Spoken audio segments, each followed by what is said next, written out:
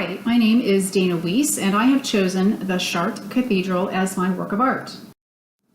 I really like the cathedrals, and this one in particular, because the design is so intricate on the outside as well as the inside. It's really amazing to me that there was such precise calculation and craftsmanship at this time in history. They didn't have electricity or all the cool tools we have now, so it's pretty awesome that they were able to accomplish something like this. The construction on this cathedral was begun in 1194 and completed in 1240. It was consecrated in 1260 and is considered to be the first High Gothic church. The cathedral, of course, served as center of worship and religious ceremonies, but it was also the center of the town's life. Weddings and funerals, of course, took place here, as well as social services that were administered by the staff. They offered relief to the poor. There was a hospital here, and also there was a school. It was also the site of annual festivals, and you could even sue someone here in the courts.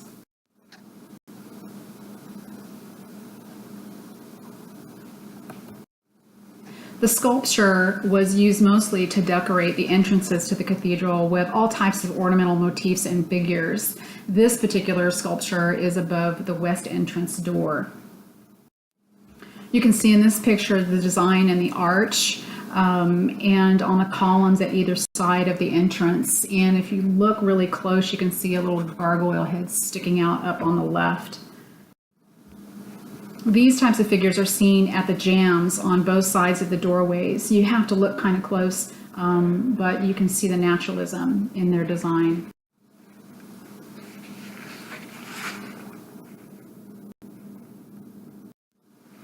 The Gothic style is almost always identified by the pointed arches and the pinnacles and columns. In this particular picture, you can see all three of those elements are present. However, the most important feature was the height.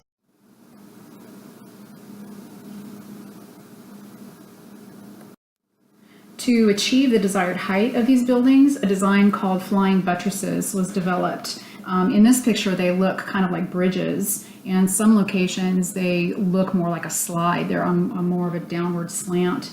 But what they did is they propped up the interior supports called piers and absorbed the downward pressure of the structure. And it made it possible to reduce the thickness and the weight of the walls, which in turn allowed them to make the walls even higher.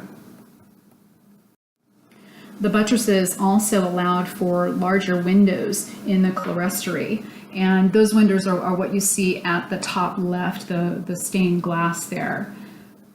The interior of the cathedral is pretty dramatic as well, with the open space from the entry, which is the view that we have here, all the way down to the apse that you can see at the very far end of the picture. The vertical span is enhanced by the height of the arches and the clerestory windows.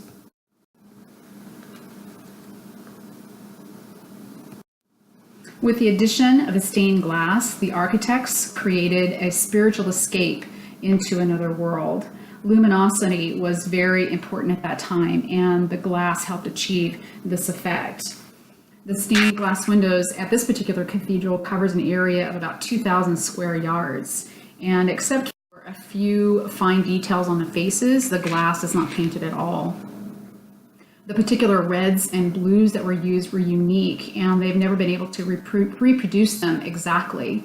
Each window is made up of individual pieces like a jigsaw puzzle, and they were put together with leading. And you can see those leading lines in there. There's little fine lines inside each picture.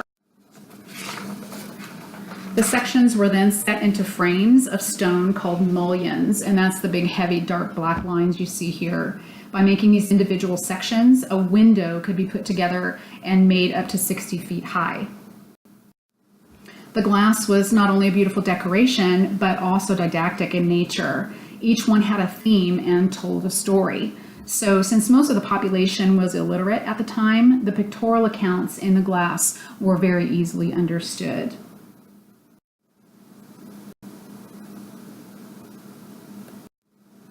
In the central part of the nave of this cathedral is a labyrinth designed into the floor.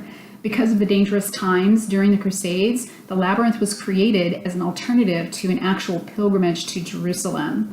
This labyrinth is an 11 circuit or path designed into the 4 sections like a cross. At the center is a 6-petaled rose that symbolizes love and union with God. It is meant to be walked as a pilgrimage or also for repentance. As a pilgrimage, it was a symbolic quest to become closer to God, and for the purpose of repentance, it was walked on the knees.